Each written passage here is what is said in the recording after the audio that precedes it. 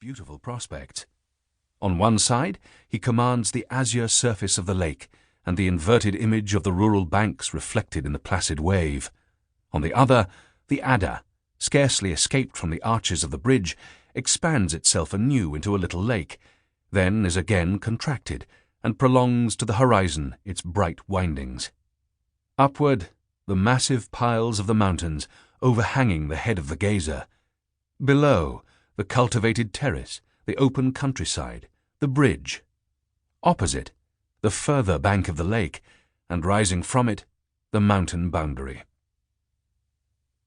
Along one of these narrow lanes in the evening of the 7th of November in the year 1628, Don Abbondio, curate of one of the towns alluded to above, was leisurely returning home from a walk.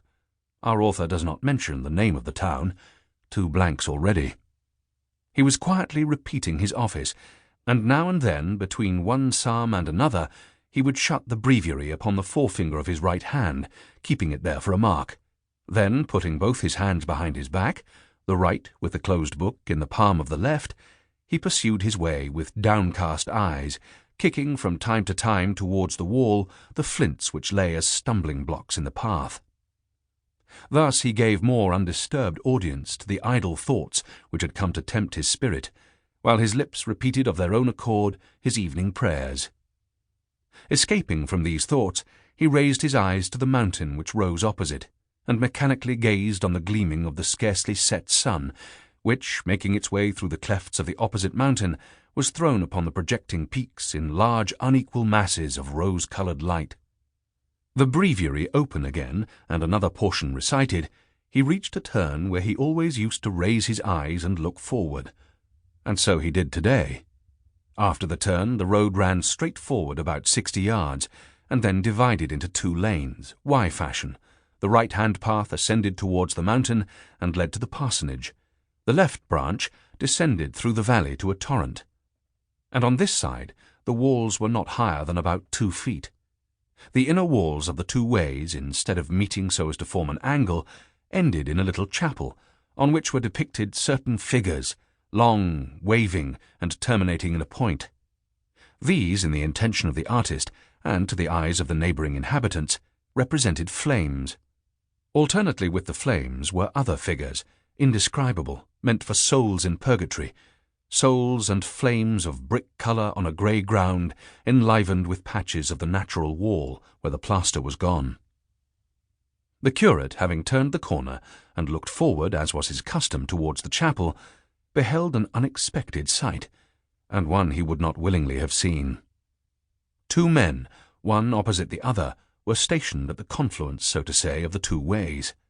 One of them was sitting across the low wall, with one leg dangling on the outer side, and the other supporting him in the path. His companion was standing up, leaning against the wall with his arms crossed on his breast. Their dress, their carriage, and so much of their expression as could be distinguished at the distance at which the curate stood, left no doubt about their condition. Each had a green net on his head, which fell upon the left shoulder and ended in a large tassel, their long hair appearing in one large lock upon the forehead.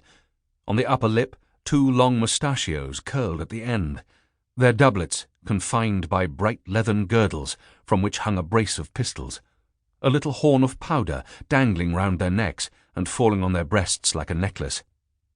On the right side of their large and loose pantaloons, a pocket, and from the pocket the handle of a dagger, a sword hanging on the left with a large basket hilt of brass carved in cipher, polished and gleaming.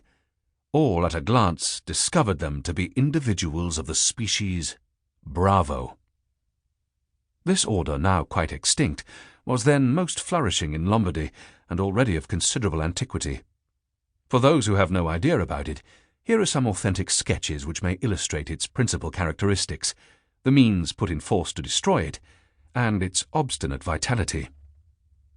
On the 8th of April, 1583, the most illustrious and excellent Signor Don Carlo d'Aragon, Prince of Castelvetrano, Duke of Terranuova, Marquis of Avola, Count of Borgetto, Grand Admiral and Grand Constable of Sicily, Governor of Milan and Captain General of His Catholic Majesty in Italy, being fully informed of the intolerable misery in which this